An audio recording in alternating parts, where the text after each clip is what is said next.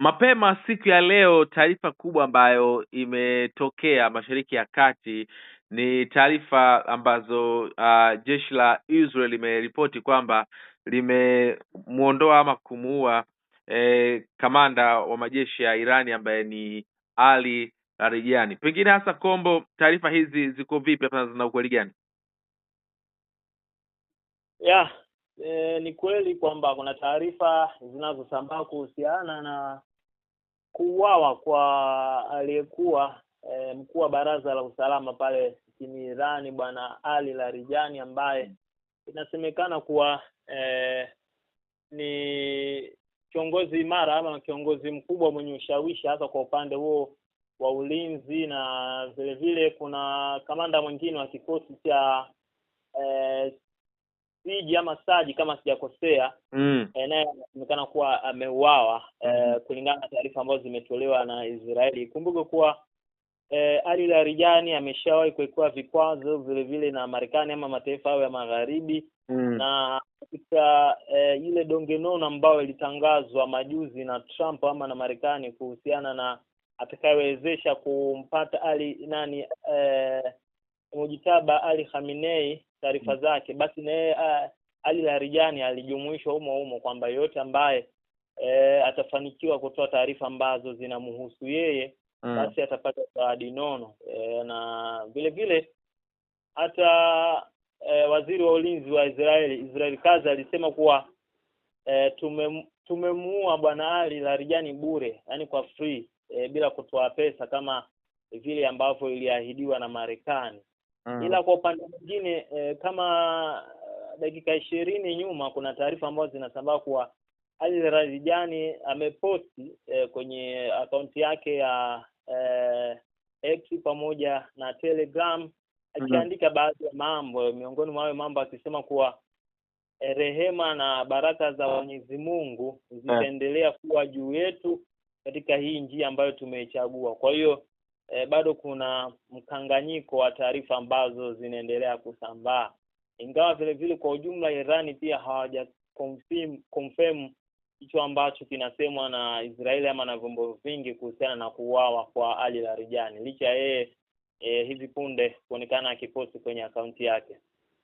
Kombo, baadhi ya wachambuzi wa masuala ya kisiasa wanasema kwamba kuuawa kwa Ali Larijani, kuna baadhi ya wadau ama watu ambao wanahusika katika hivi vita walitangaza mapema wakasema kwamba baada ya kuondoka kwa Mujitaba atakayefuata ni Ali Larijani. Pengine hasa unadhani kwa nini hasa wanakuwa wanatoa taarifa na bado pia inakuja inatokea?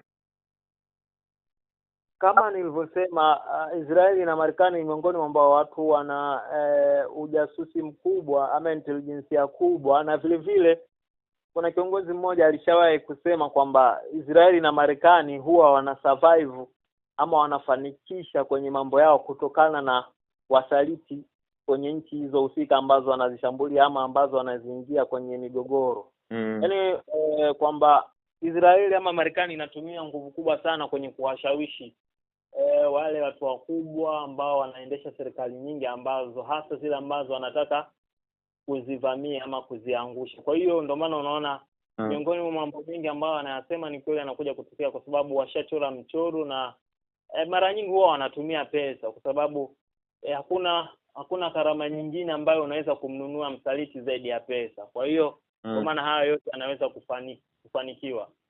Lakini kwa upande mwingine kuna hii taarifa ambayo imetolewa na haina muda mrefu sana, ni kwamba mkurugenzi wa kituo cha taifa cha kupambana dhidi ya ugaidi nchini Marekani amejiuzuru, na pengine hasa ndugu Joe Kent ambaye ni mkurugenzi wa kituo cha kupambana dhidi ya ugaidi amejiuzuru nafasi yake kwa mara moja, akidai haiungi mkono vita inayoendelea dhidi ya Irani. Pengine hasa taarifa kama hizi zinapokuja katika nyakati hizi zinakuwa maanisha nini hasa?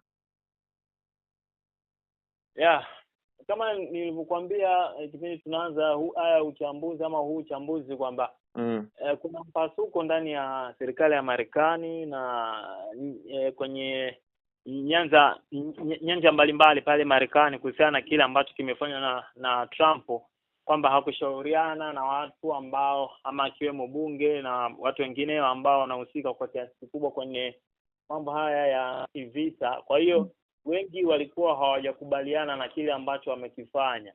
Kwa hiyo kutokea kwa hicho ambacho kimetokea kwa kujihudhuru huyo mkurugenzi wa kupambana na ugaidi Marekani, inaweza kuwa ni miongoni mwa matokeo ya yale ambayo yamefanywa na Trump ya kufanya kitu ambacho hakushirikiana ama hakushauriana na watu ambao wanamzunguka. Ndio maana kimetokea hicho cha kutokea, lakini inaweza kuwa ni sababu ama ni mchezo tu. Tunakumbuka kama katika zile vita ya Gaza kati ya Israeli na Hamas, waziri wa mwanzo wa ulinzi jina lake limetoka kidogo, yeye mwenyewe alisha kujiuzuru, ndio akaingia huyu Israeli kazi. Yule naye alidai kuwa kuna baadhi ya mambo Netanyahu anayalazimisha ambayo kwenye field ama kwenye uwanja wa vita wao ndo wanajua, kwa hiyo hakubaliani naye, kwa hiyo alijiuzuru na akakaa huyu Israeli kazi. Kwa hiyo kujiuzuru kwa huyo pia inaweza kuwa pia ni mchezo, kama ninavyokuambiaga kwamba